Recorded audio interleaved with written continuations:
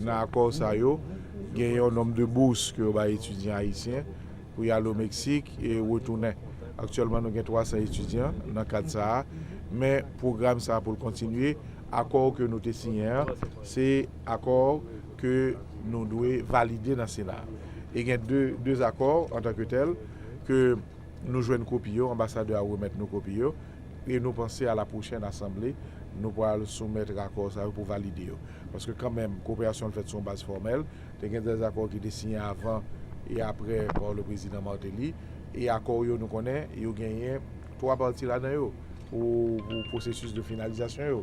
Il y a la discussion, il y a la signature par le président et il y a la ratification par l'Assemblée.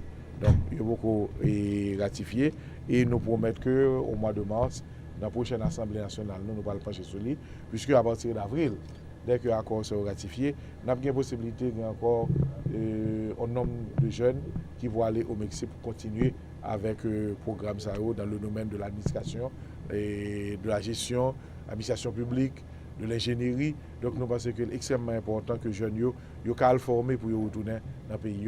Et nous avons parlé surtout de ça. Nous parlons également tout de coopération au niveau des bases de données du Parlement, côté que par expérience du Parlement mexicain, une coopération que nous avons fait pour que nous-mêmes nous améliorions les bases de données, nous, surtout lois que nous avons en souffrance, surtout données que nous avons pour faire le Parlement marcher de façon à ce que les cas soient très modernes.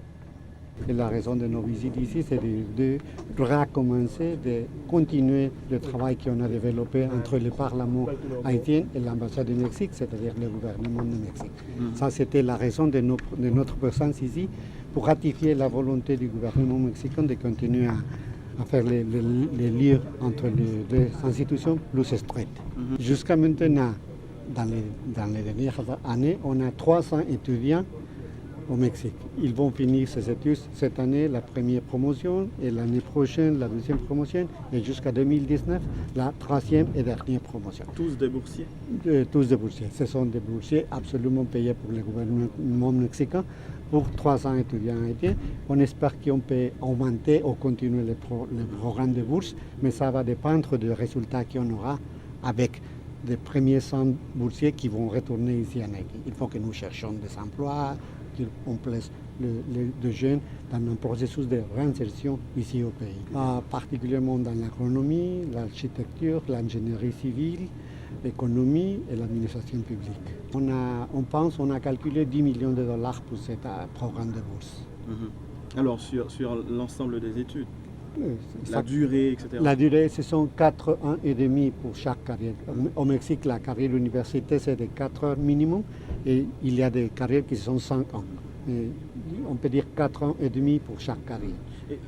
Probablement, Haïti ne sache pas, la population ne sache pas que le Mexique a été à côté d'Haïti il y a beaucoup d'années. Tout le monde pense que ça a commencé après le tremblement de terre, mais ça, c'est pas vrai.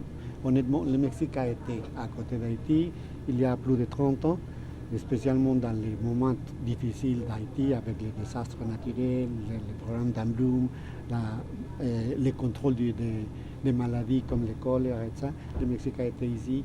Je crois que si on peut mettre une date, on peut dire dans les années 1990 jusqu'à maintenant.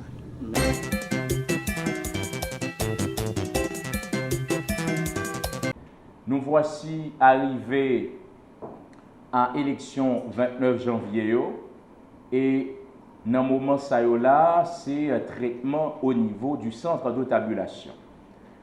Nous prenons la parole aujourd'hui pour que nous invitions le Conseil électoral provisoire pour lui bailler un regard attentionné, attentif à ça qui a passé dans le niveau centre de tabulation dans l'objectif pour que le conseil ça les garde encore minimum de crédibilité qui fait à différents membres et à institutions électorales ça. Appel ça nous fait avec conseil électoral provisoire au moment où traitement procès-verbaux a fait dans le centre de tabulation.